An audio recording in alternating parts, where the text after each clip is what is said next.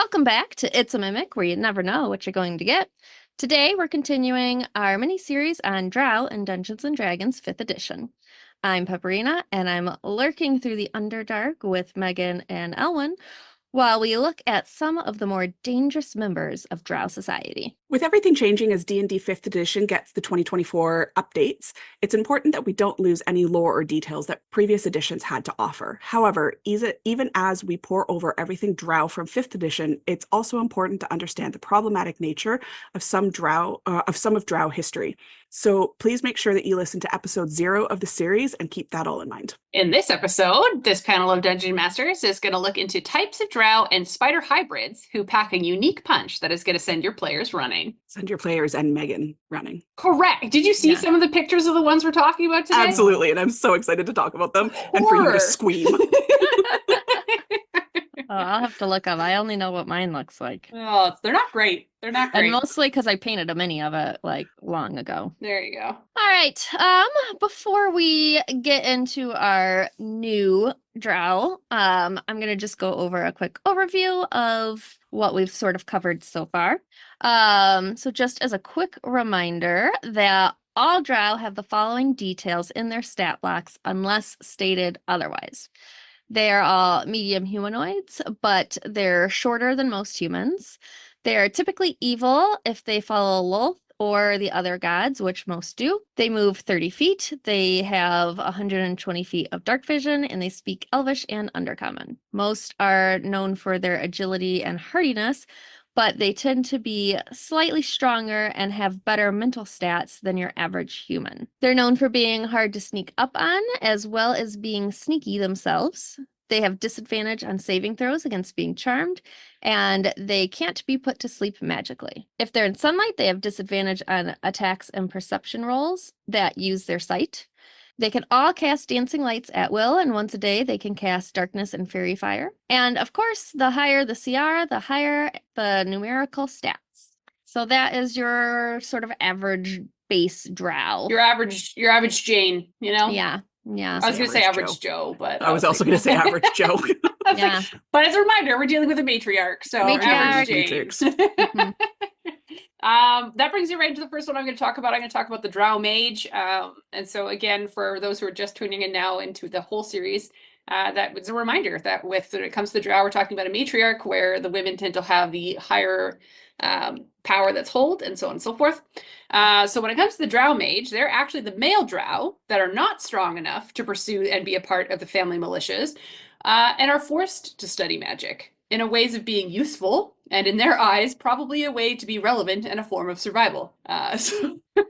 You know, like it's like you can't fight. What can you do? Okay, I'll cast some spells and do some magic. I'll practice that. I'll use my brain mind, you know? I'll just be pretty for a while. Yeah. Right. So this does not mean, however, that women cannot be Drow mages. It just means that it is primarily a male job. But you will see female Drow mages around. Stats-wise, they have an AC of 15 with their mage armor, and they have a speed of 30. They are low in strength and con, as they should be, because we just mentioned that they are not meant to be fighters.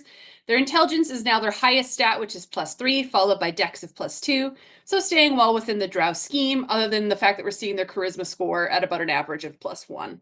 They're skilled in Arcana, Deception, Perception, and Stealth, and of course they have all their Drow awesomeness with Dark Vision, Speaking Elvish and Undercommon, Fey Ancestry, and Sunlight Sensitivity, along with having their general innate charisma spellcasting capabilities that we see with all of the Drow. They still have all of that. However, what makes them different is that they now also have a spellcasting ability in Intelligence at level 10, which checks out because the Intelligence ended up being their highest score. It's because the Intelligence is actually where they get their magical abilities from, on top of their innate charisma spellcasting capabilities. So with this, they can cast things like Mage Armor, Magic Missile, Misty Step, Shield, Greater Invisibility, Minor Illusions, and etc. This isn't all of them, but it does give you a taste of what they are kind of inherently forced into is more of like the protective spells, not necessarily damaging spells. Like the brunt of their spell list is very hit and run, hide, deception, so on and so forth. They do have some damaging spells like Lightning Bolt and Witch Bolt, but otherwise they are primarily defensive spells. For attacks, they can whack you with their staff for a whopping 1d6 bludgeoning damage, or 1d8 if you two-hand it. Nice. But it also, of course, adds a little bit extra poison damage. We said this in a few episodes previously. If we're talking about Drow and they hit you with something, you probably have a chance of getting poisoned. So if you get hit by a Drow Mage's staff, you have a chance of being poisoned as well. But their neato skill here is that they can summon a demon once per day. Because why the fuck not? So this is them summoning a Quasit demon, but with a 50% chance of it being a shadow demon, which if anybody's listened to our undead episodes, you'll know that shadow creatures are now one of my new favorite creatures to use over top of your classic zombie or your vampire. I'm in love with shadows these days. So the fact that these drows have a 50% chance of summoning a shadow creature, phenomenal. Hands down, I'm a fan already. So this summon lasts for 10 minutes. Unless the summoner decides to get rid of it, or if the summoner dies. But that is it for the basics of our Drow Mage. All right. I do love that the Drow get so many like little pets. I know, it's like yes, we live in the Underdark, but we love animals. I don't know. Yeah. They have all the pets. It's just gonna be like a zoo walking around the Drow City. I think it's like because like obviously spiders are a huge thing to their society. And it's almost like you have to have pets around to support the fact that there's these spider creatures wandering around all over the place, right? Yeah, also just get like big lizards and yeah. Well, because I'm also thinking about what the ecosystem of underground looks like. You know what I mean? So like at least above ground, it's almost like certain creatures would be very hyper fixated in certain locations in certain areas, like forest, woodland creatures or swamp creatures or what have you. But in the Underdark, everything is everywhere in my mind. Yeah. Like there's no segregation of types of creatures or what have you. They just exist. So how do you manage that? You make them into pets. Pets. All right, let's roll and chat about the mages. I got a 9. I got a 4. I just realized it's muted. I got a 12.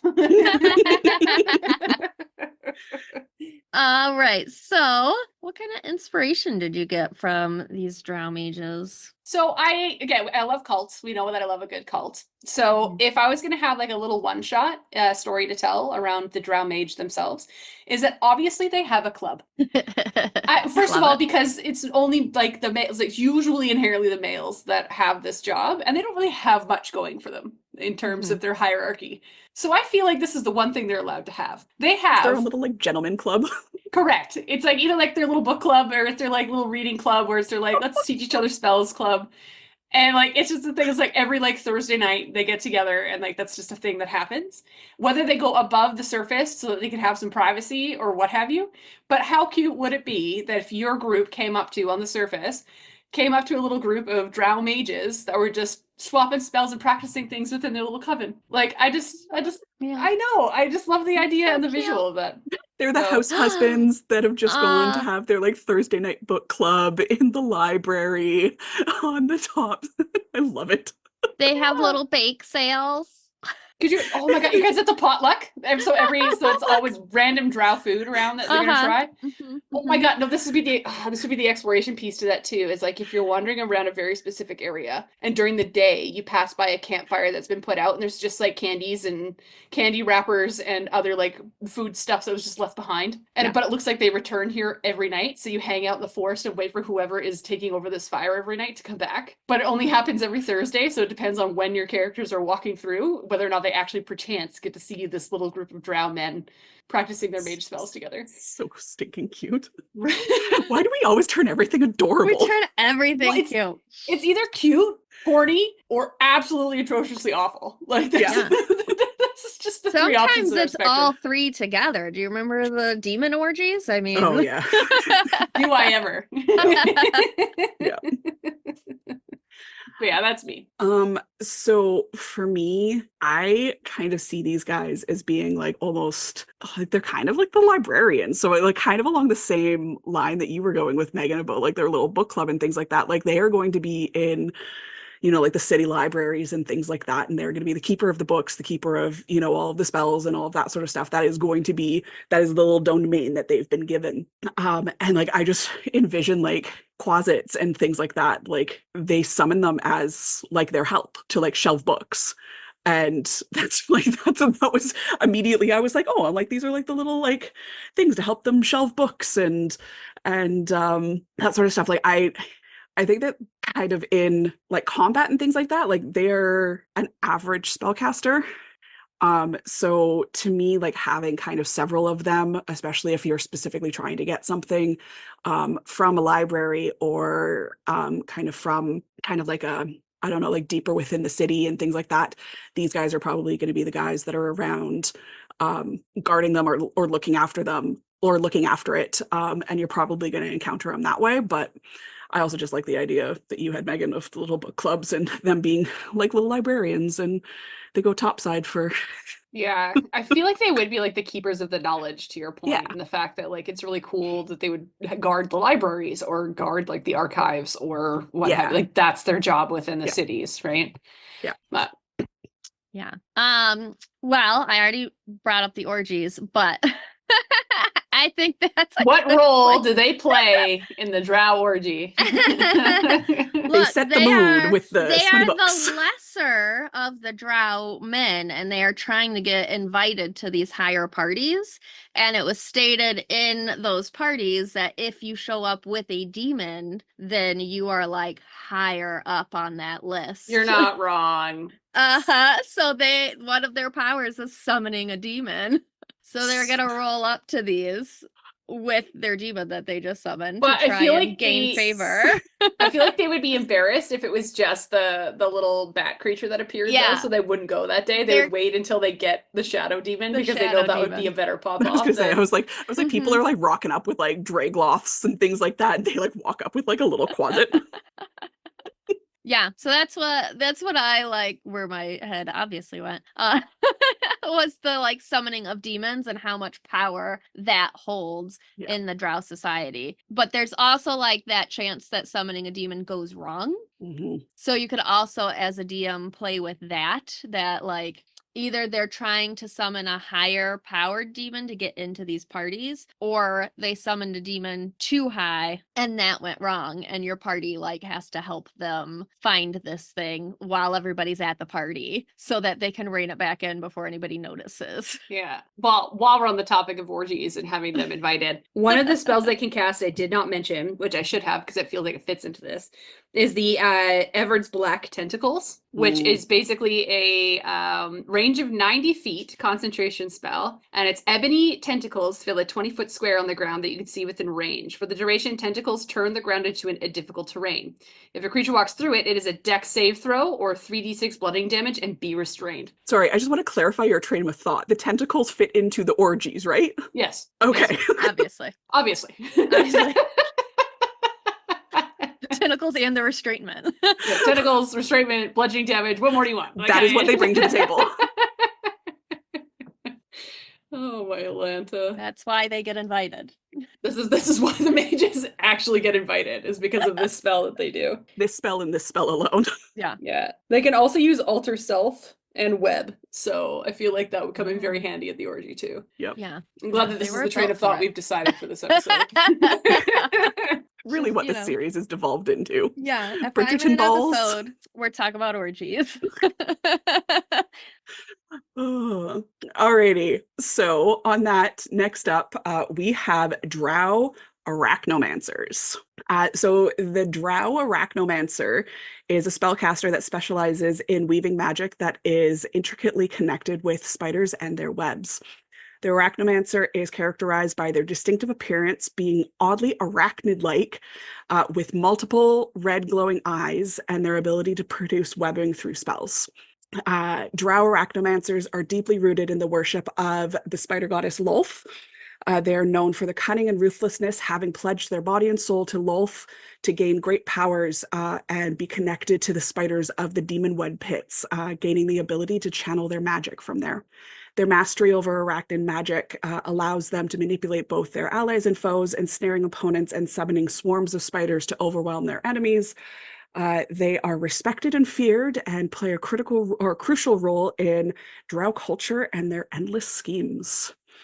So the art on this is pretty wicked. If you take a look at it closely, it actually does look like they have multiple pairs of eyes. They're not just bifocal like humans, like humanoids. Like they actually have an extra set at least of eyes. So maybe 4, probably 8.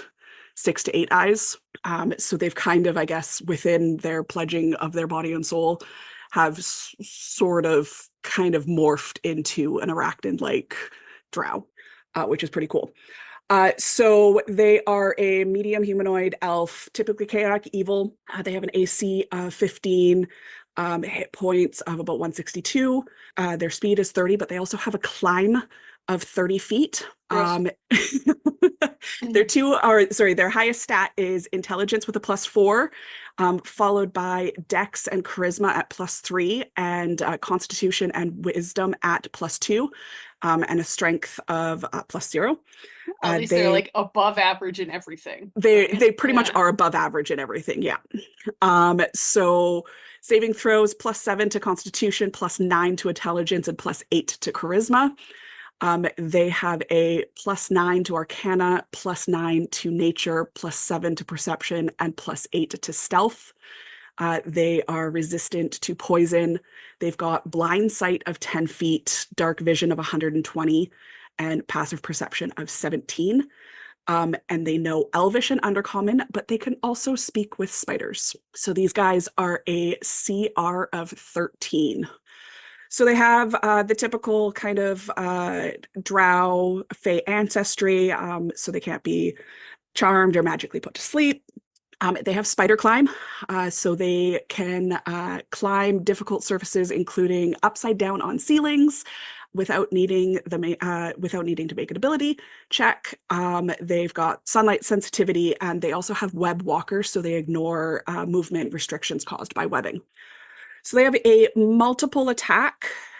So they make 3 attacks using bite, poisonous touch, web, or a combination of all of them. 1 attack can be replaced by the use of spell casting. So for the bite, I should kind of preface this as a bonus action. Arachnomancers can change shape and they can transform into a large spider. So yeah, they've got that. Yeah, no thanks. Yeah. So they can take that form for up to an hour, and then back to its true form. Its stats, other than its size, are the same in each form. It can speak and cast spells while in its spider form. Any equipment it's wearing or carrying in humanoid form melds into the spider form. It can't activate, use, or wield or otherwise benefit from any of its equipment. It reverts to its human form if it dies. So back to the actions. It has bite action, but only in its spider form. So it's a melee weapon attack of a +8 to hit with a 5-foot reach. It does 2d8 plus 3 piercing damage, and the target must make a DC 15 Constitution saving throw, taking 7d8 poison damage on a fail or half on a success. If the poison damage reduces the target to 0 hit points, the target is stable but poisoned for an hour, even after regaining the hit points, and is paralyzed while poisoned in this way. It has poisonous touch, which is only in its humanoid form, which is a melee weapon, +8 to hit, 5-foot reach, and does 10d6 poison damage. And then it has web, which is only in its spider form and recharges on a 5 or a 6. It is a ranged attack, +8 to hit, with a 30-60 foot range. 1 target. On a hit, the target is restrained by webbing. As an action, the restrained target can make a DC 15 strength check to try and get out of the webbing on a success. The webbing can also be attacked and destroyed. It's got an AC of 10 with 5 hit points. It's got a vulnerability to fire damage, but it is immune to bludgeoning, poison, and psychic damage. As well, it's got spellcasting, so Arachnomancers can cast one of the following spells requiring no material components using their intelligence with a spell save DC of 17. So at will, they can do Dancing Lights and Mage Hand, and then once per day, they can cast Darkness, Dispel Magic, Etherealness, Fairy Fire, Fly, Insect Plague, and Invisibility. Is it weird to you guys that they have their poison touch in their human form only? Yeah, not the spider form. A little bit, yeah. Yeah. Like I wonder. Also, did you say as a spider they can't do magic? It can speak and cast spells while in spider form, so it can do magic in spider form. It just can't use any of the weapons and things like that that it has, or gain like any of the benefits from its equipment. If a spider casts Mage Hand, how many hands come out? It's a good question. Ew, no. That's a good question. It's I would actually say like a little tiny spider comes down and just like picks it up and then like takes it away. Like this. I like that for flavor, but I mean, I would say only one, just because like when a humanoid casts Mage Hand, only one appears. Mhm. It's not two. So Does it come out as like a little spider nub though? Like I like the idea of like a tiny little spider like drops down and like clasps the whole thing and goes like a claw machine. The visual I would do is that like you throw your hand out or like your little spider mitt and then like a little ethereal like web comes off with like a little spider attached to it. Just like glomps onto whatever is what we're trying to do or whatever. Yeah. Anyway, I think that's a cuter version. I'm cutening things up this episode. You're That's where cutening I'm things at. up so it doesn't give you the ick. Yeah, so these guys, I mean, CR13 seems pretty fitting with the amount of poison damage that it does, either between its bite or poison touch, and then the fact that it can spellcast both in and out of humanoid form. Mm-hmm. Yeah. Yeah, a spider casting spells at you if you don't know that it is not just a spider. I feel like if it's talking to you, it horrifying. would be like a trick that like maybe they are quite magical. Like If a spider just rolls up on you and casts Mage Hand, I'm out. Like I'm walking away. Like wherever Like, I am. bye, whatever. It's your space now. Abandoned quest.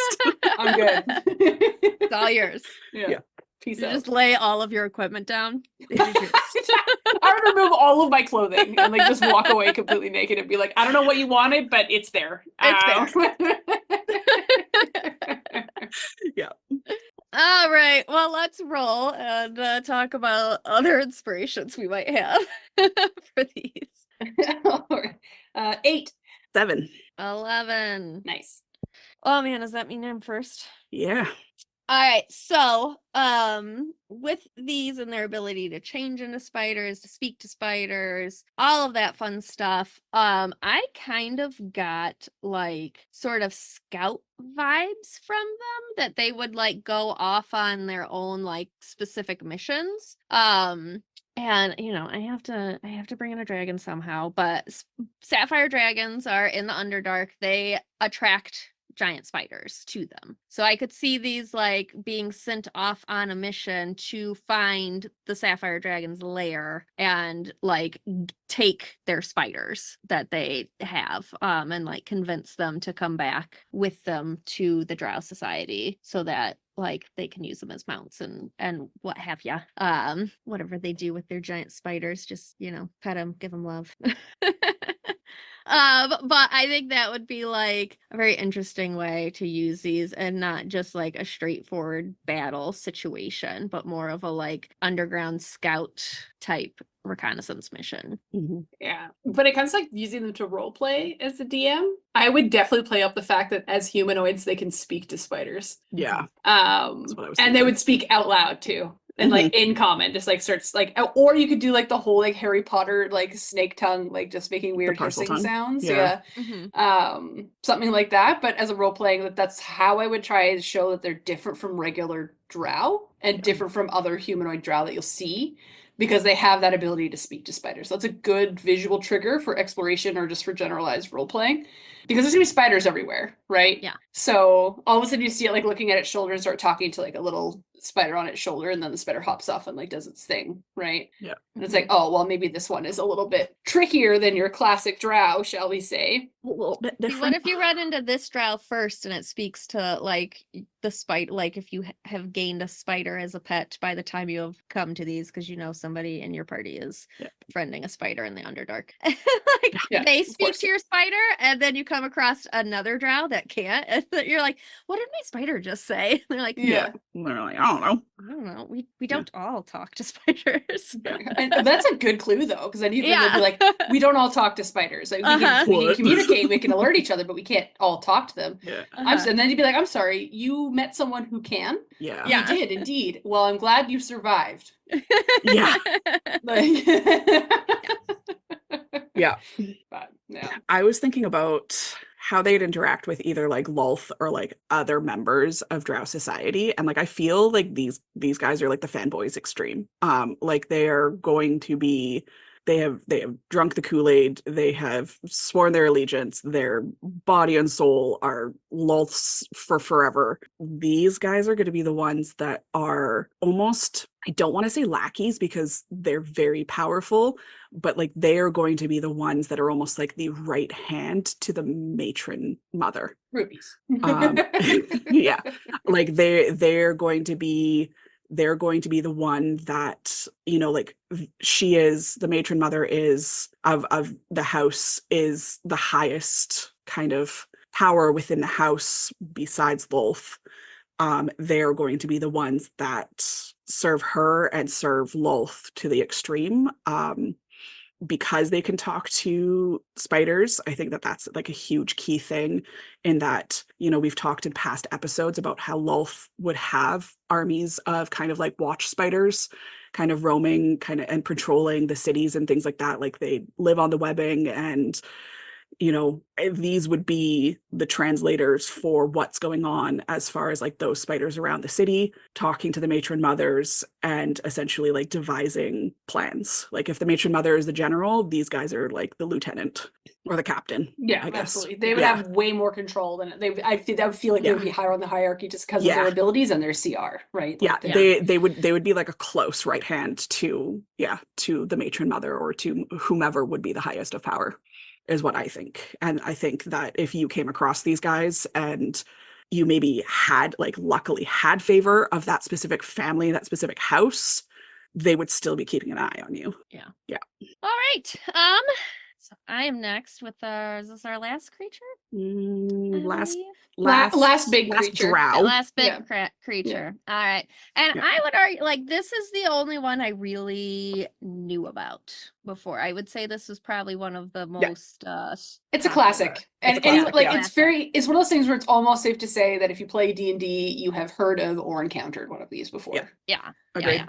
All right. So imagine being the best, strongest, smartest member of your house, being so impressive that Lolth herself takes notice. You get summoned to the demon web pit to show your faith to Lolth, going through a brutal trial and giving everything you have, but it's not enough and you fail. Your body starts to twist and turn and morph into something new and horrid. You are stripped of everything that made you who you are and are spit back out to where you came from, only to be met with those who you once cared for, waiting on you to throw rocks at your mangled body and cast you out of the society you were once so proud of.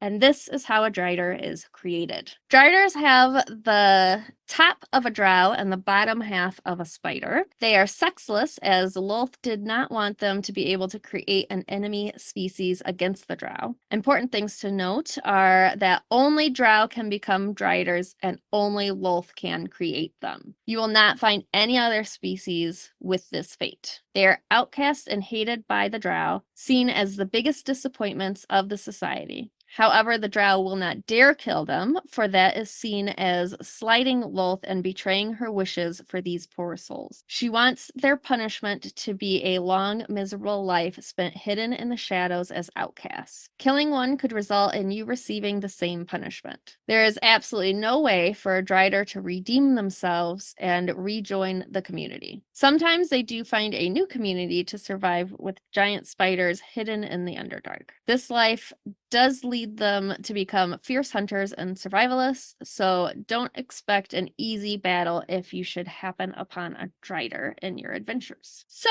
looking at their stats, unlike normal drow, a Drider is a large monstrosity and is typically chaotic evil. They get a CR of 6 and an AC of 19 with about 123 hit points. In addition to their walk speed, they get a 30 feet climbing speed. All of their stats are above average, with the lowest getting a +1 in charisma and intelligence, and the highest is constitution with a +4. They still have fate, ancestry, innate spellcasting, and sunlight sensitivity, but gain spider climb and web walker with the addition of their spider bodies. In addition to having a long sword and long bow, they also get a bite attack.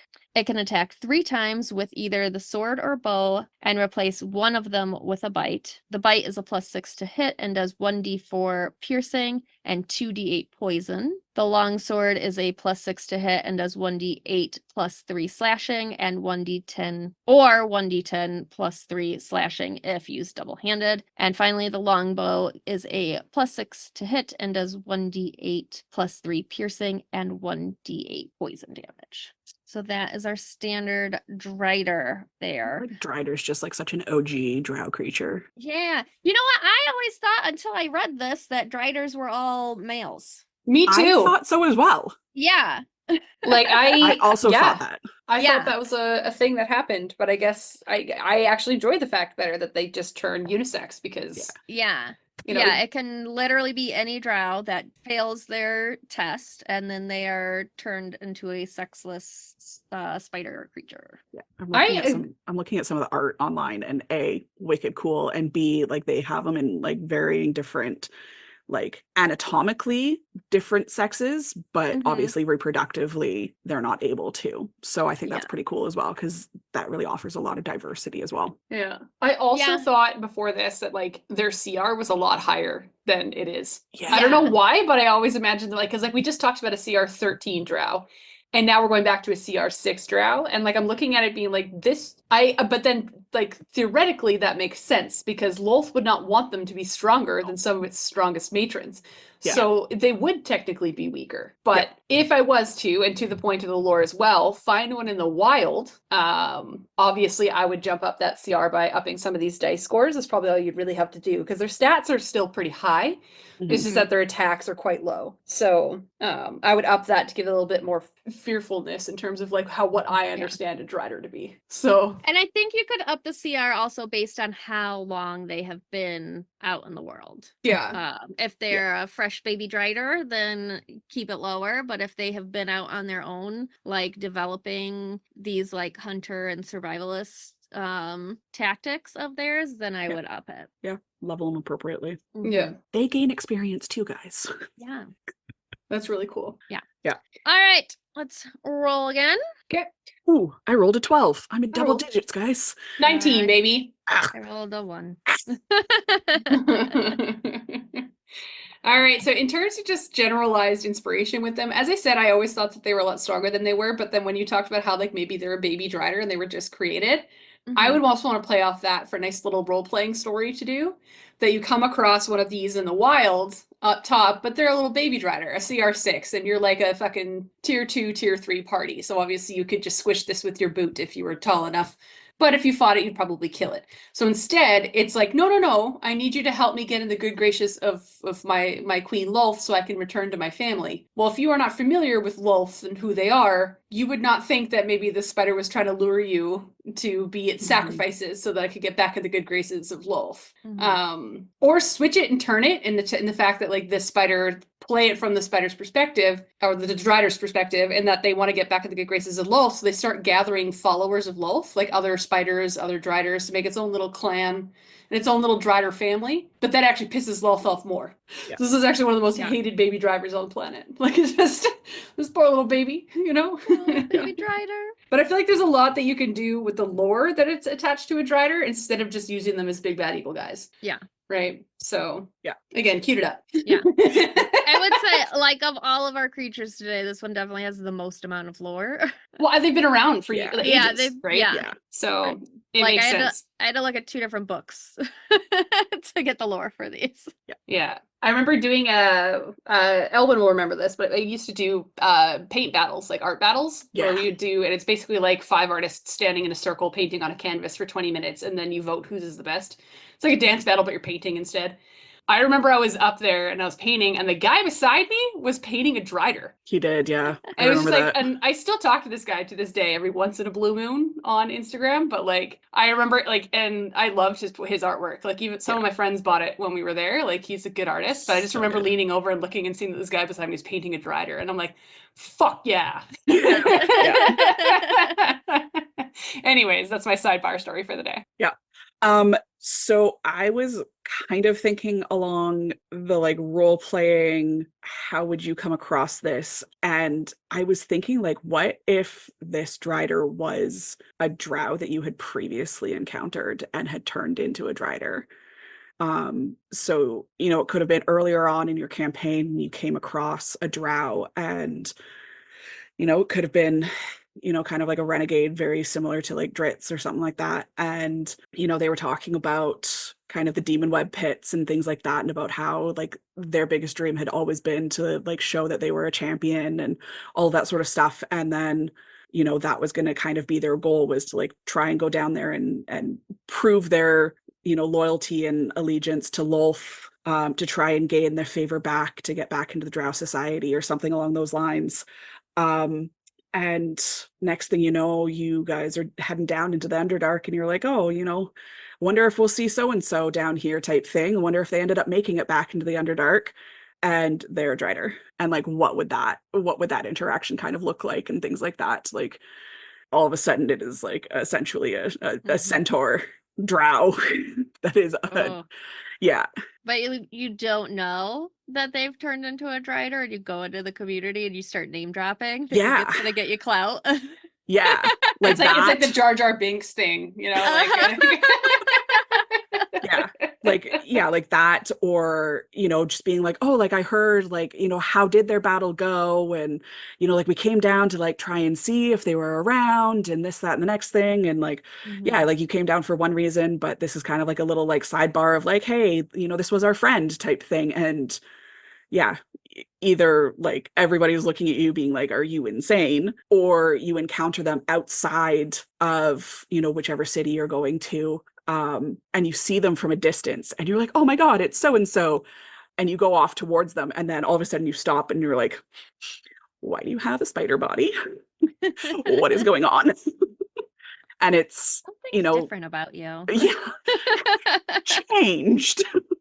I can't put my finger on it. Yeah. So I feel like, you know, if you have had an interaction with a drow earlier on in your campaign, whether it be good or not so great, or just kind of a neutral interaction, this could be an interesting way of fucking with your party. Love it. I love it so much. That's cool. Yeah. I like the part where they can like form their own little communities. Mm-hmm. And I can see like you have the drow or the Drider that's been like kicked out for years and years and years, and like sort of collects the baby drows as they get pushed out and like takes them in and teaches them, and like is building up this secret army of Driders. And your party, like for whatever reason, needs to battle the drow, finds this community of Driders, and like you have to try and talk them into helping you, because they would at this point also hate the drow for kicking them out and want revenge.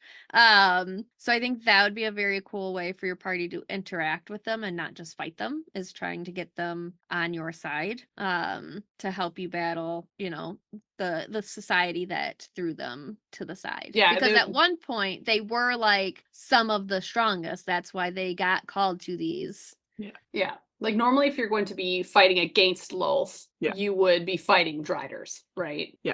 Whereas this is a good flip to find one of these groups and be like, no, like we're going after Lulth. Would you like your revenge? And then you have this Drider army against Lulth. That'd be cool. Even if there's like separate groups like throughout the, you know, Underdark, and you have to like find them all, like their own tribe sort of situations. Yeah. And you have to like find each one and get them to unite with each other, because it's like whatever houses like grouped together, like everyone that's kicked out of this house is in this little pocket over here, and this house is in this little pocket over there, and you have to like try to get them together to work together against your cause. You'll get the Drow Mage circle to join you too, just the little book club. Little book club joins you. That's actually a cool little storyline to do, is like gather small groups of different types of drow together to go against Lulth, and what that would look like. Yeah. Like some of the renegades and things like that we talked about in previous episodes. Yeah. They're, you know, they're still hanging out in the Underdark in little pockets and things like that as well, and grabbing the Driders and some of the renegades and things like that. Yeah, that would be essentially building a Dumbledore's army against Yeah. against Lolth. And then the twisty twist is you learn that Lolth is just a mom that wants all of her babies to be safe and live in peace. Yeah. And have all of the pets that they've ever wanted in their All the life. And pets. They just want pets. they just want pets. You basically walk into Farmville with all of their plants and shit. Like, Oh, I was thinking it's like Sims. yeah, it's your little Sims Drider town. They should make that in The Sims. I'm gonna actually pitch that. Do you know people that work for Sims? I mean, I'm Sims adjacent. I can. You actually currently are. Alrighty. So we are gonna move into minions. So minions, pets, I don't know what you want to call those, but we have phase spiders. So phase spider is a large monstrosity known for its ability to phase in and out of the ethereal plane. This spider has a sleek, ghostly appearance with a body that shimmers in hues of whites, blues, and grays and reflects its otherworldly nature with 8 silvery white eyes. Megan's going to love this, but according to Forgotten Realm Wiki and the 3.5e Monster Manual, phase spiders were about 2.4 meters or 8 feet long and weighed about 220 kilograms or 700 pounds. I like that you did the conversion because you know our audience very well. Yes. But fuck that. Yes. They're known for their cunning and stealth, using their phasing ability to ambush prey. There's little lore on these guys, but one tidbit of history is that there was a small group of Drow Arachnomancers that brought a pack of phase spiders to the ancient Ilefarn ruins located deep in the jungles of Samarak of the Colton Peninsula of southwest Faerun. So they were keeping them on the top level of the ruined structure. Stat blocks for these guys, they have a AC of 13, about 32 hit points, 30 feet of both land and climb speed.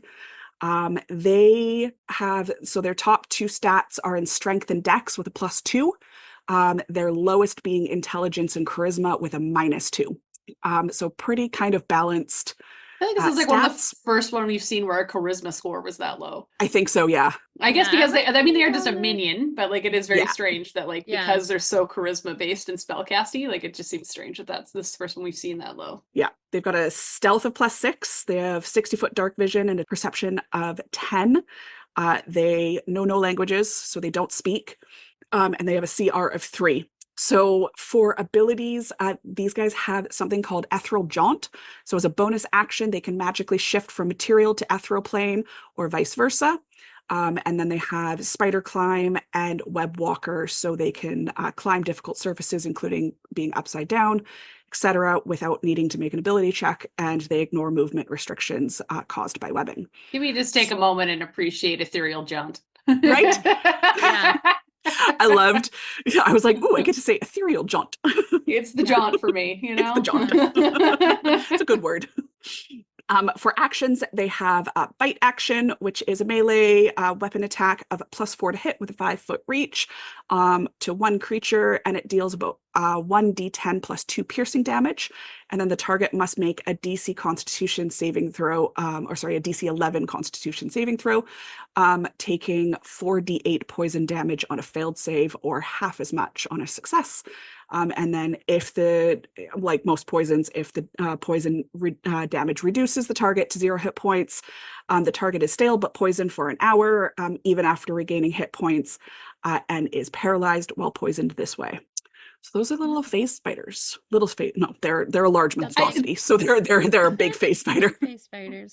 For a large monstrosity only being a CR3, it seems a little bit weird, but I guess like giant spider is giant spider, but the fact that they can phase around sounds frightening to me. I think that's really their big move, is the fact that they can just bamf in and out. As a bonus action. Yeah. So they have unlimited. So it's just a bonus action. They can do that whenever they want. And I think that's really what makes it the difficult part, because really looking at it, like they do 1d10 plus 2 piercing and 4d8 poison. And their AC is a 13. So if and you their can hit AC is it, a 13. you hit it, right? Yeah, you hit it, and it's pretty squishy. I mean, it's got average 32 hit points. So they're not difficult to hit when you hit it, Yeah. but it's just a matter of being able to hit it. Cute. Yeah. Do you think there's just a bunch of things just laying around paralyzed in the Underdark with all of these things Constantly. that, like, Absolutely. like I mean, as you're walking through the Underdark, you're just going to find so many things just paralyzed on the ground. yeah, I would say paralyzed, or I would say like wrapped up in like And webbing and like in yeah. cocoon, like cocooned as if they were going to be eaten type thing.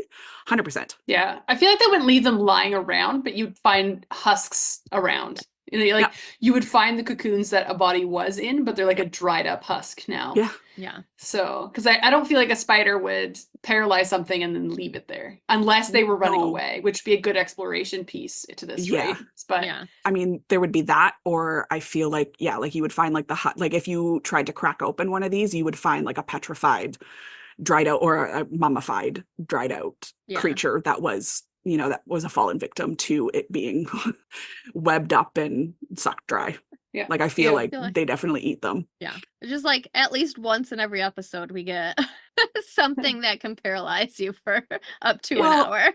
And I mean, drow have always been known for their poison. Yeah. And so, you know, the fact that there are many creatures around them that have paralyzing poison and things like that is very, you know, on brand. Mm-hmm. Yeah. So I think we had talked, I can't remember, we had talked about spiders in a past episode. We were talking about how like they would have farms of spiders, and that would be like one of the jobs in one of the families is just like farming spider venom to Poison, yeah. distill into poisons and things like that.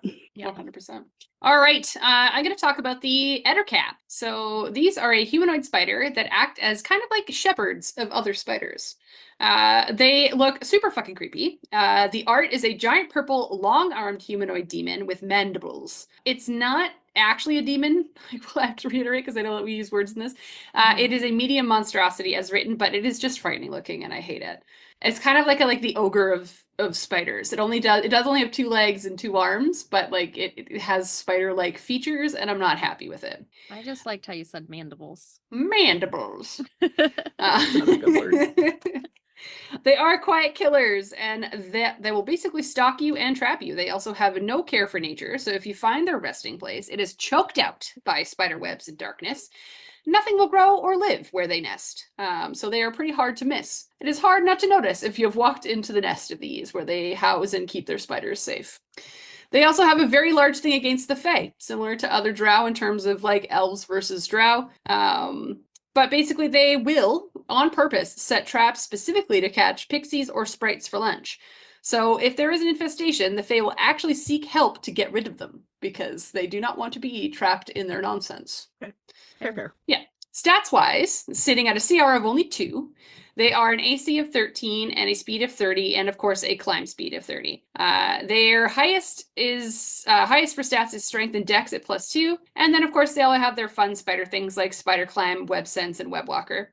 So they know where you are, and I imagine that just makes sense, especially if you imagine that their layers are caked in spider web. It would seem awfully weird if you did not give them all of those things, right? Yeah. Attacks wise, they have a multi-attack with a bite and 1 claw. Their bite being one that can leave you poisoned. So as we talked about, they have poison. So this is in their bite itself. But the fun one is web. So this is, of course, that ranged attack. I think we talked about it earlier in one of the ones that Ehlwyn covered. But it's a ranged attack of +4 to hit. It can go against a large or smaller creature, and they're automatically restrained. As an action, you can make a DC 11 strength save to be released or destroy the web itself. Same thing, the webbing has its own stat block of an AC of 10 and 5 hit points. Good to note that it is, of course, vulnerable to fire. So light your friends on fire, set them free, you know what I'm saying? But it is immune to being bludgeoned, poisoned, or, of course, psychic damage. It's a web. You can't mimic it to death to fall off. Like you actually have to cut it, slice it, or burn it kind of thing. So That makes sense. yeah. Okay. But yeah, that's that little dude. All right. I did look up an image of it, and it is. I did as horrible. well. Yeah. I don't know if you saw me go, when I looked it up. It's so hard to describe. It's like a It was beetle mixed in with like It's a like a It- purple umber Hulk that has spidery bits. yeah. It is just nope. It looks like a science experiment gone wrong. Mm-hmm. I do want to paint one though, because I like the purple that it The is. purple's a really good purple It's color. a good purple. Yeah, it's like it's a good purple color, but nope. Yeah. No thanks. Yeah. Yeah, it's a big nope for me, dog. Like it's Big nope. It tries to get you with the pretty purple, but I think it's the beady eyes and the mandibles that get me. it's the Like, mandibles and it's- the little pincer claws, because it only it's- has like 2 little pincer guys. Yeah, if you look at its hands, they're just little like claws, like they're like hooves. Yeah, Ugh. that's the Okay. sounds This they is make. what I wish this was like we did a visual. I know. I feel like the girl episodes need to be visual. because We make are a all lot- hand talkers. Yeah. We are, yeah. So here's the thing. We We make a love lot it. of like faces and gestures. Yeah. that the I feel people like need to one of see. these days when we get more funding, folks donate, like, subscribe. Mhm. What we should do is get like one of those sit down couch Yeah. setups so we can actually sit. I mean, Peps, you don't live here, so You just set a unfortunately for you- laptop next to you guys that I'll call in on. No, Yeah. it just means that Peps needs to get her passport and come to the West Coast. Yeah, we'll do one of those little couch sits, you know? Yeah. Like I feel like our Yeah. podcast deserves to see our faces being as Mhm. atrocious as they are. No. Beautiful. Yeah, Yeah. anyways. Dylan did joke about getting me a passport for Christmas, so That's not a joke. That's a sincere, your friends want you to come visit them. That's the Get he your forges, fills in the document for you, and while you're sleeping, Please takes your sign. hand and signs it, and then ships it oh, off. shit, he is staying the night this weekend. Takes a picture of you incognito.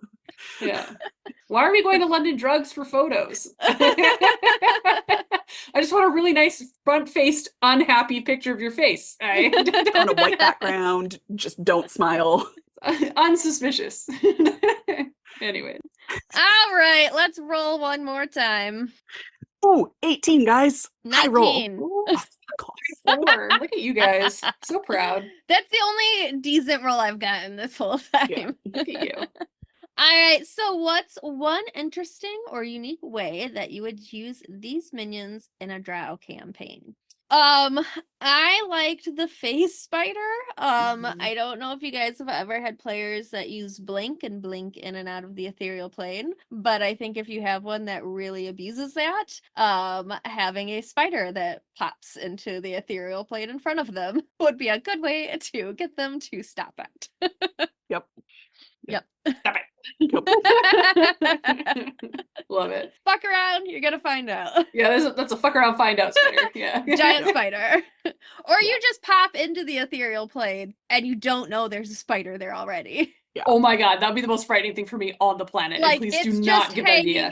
like it's just hanging out in the ethereal plane. Adam Watch, just like, wrote that idea down for Megan, like, and I I was don't gonna like say, it. following Adam, your please write party that down for around. Megan.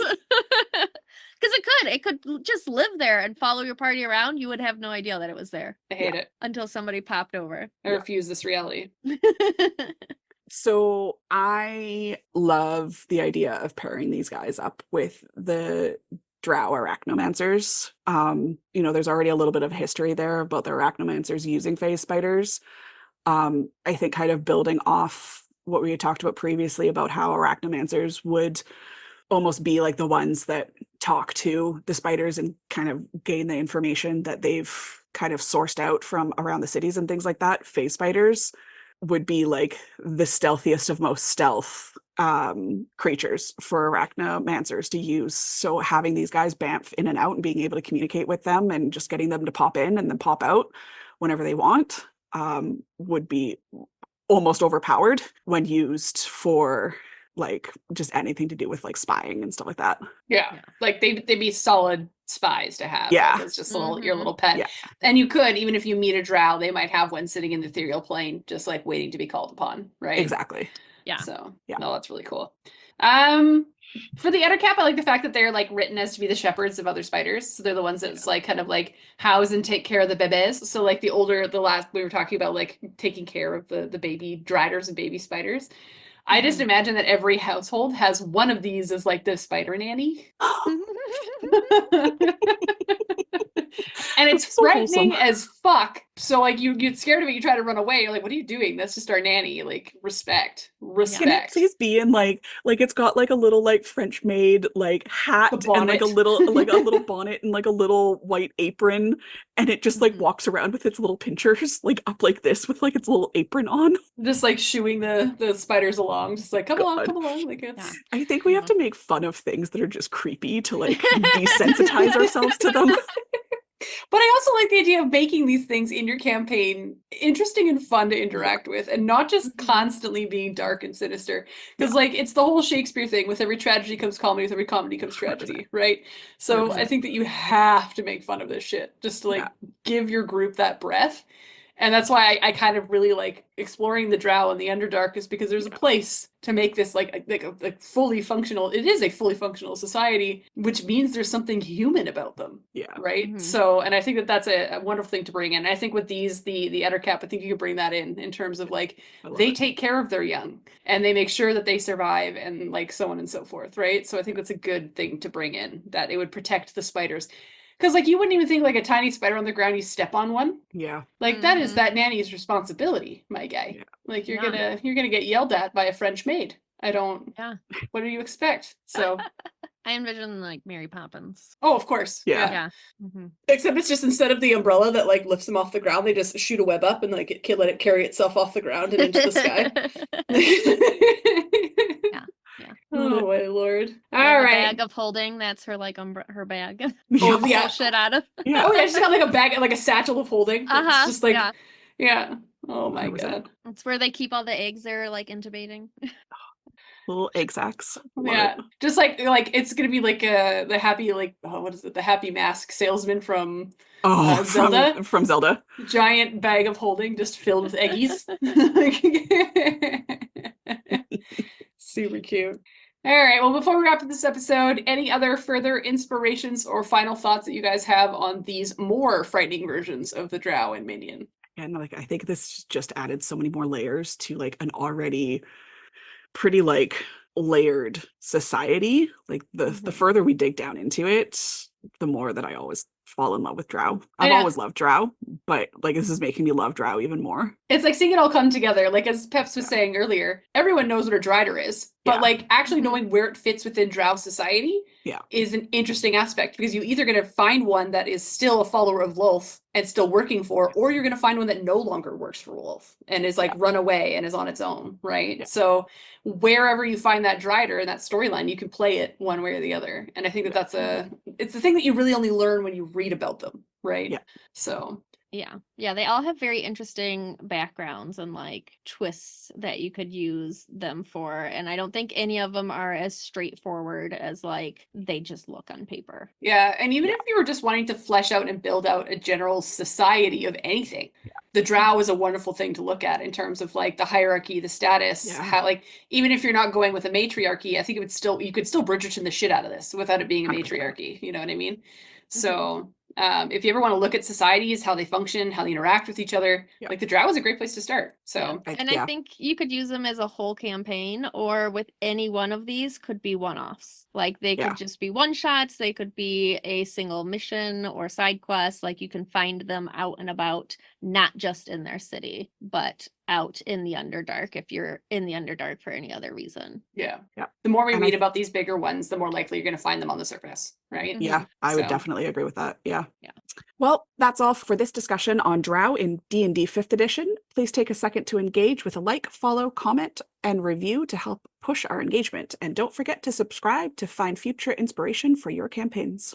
If you'd like to support us, we have a store with some merch and a donate button on our website, itsamimic.com, as well as a Patreon. This episode and others can also be found on Spotify, Apple Podcasts, YouTube, and most other podcast apps. Thanks for listening to It's a Mimic, where you never know what you're going to get.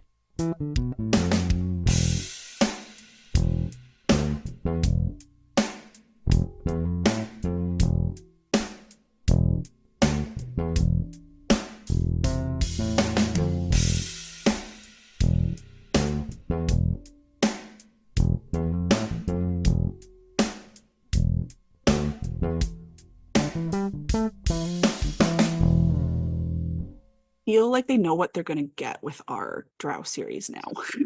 Yeah. Well, it's Yeah. one direction or the other, so you never know which one direction you're gonna get. Which direction? Yeah. So We all sort of brought different aspects to that though. Like Megan brought cutesy, I brought horny, you brought horror. it's a great spectrum. It's a great Yeah. spectrum, Say, ladies. I don't know. Megan brought a little horny with the tentacles. Hey, I was just confirming We that her build off suspicion each other, was correct. It's all I'm saying is that she was right because there's tentacles involved, so it just Yeah. makes sense. Like, Makes I- sense. Makes sense. I'm never not right about orgies. You know what? Put her on your tombstone. Here lies Pepperina Sparklegem. She's never wrong about orgies. It's fair, it's Not fair. once. Not a once. Amazing.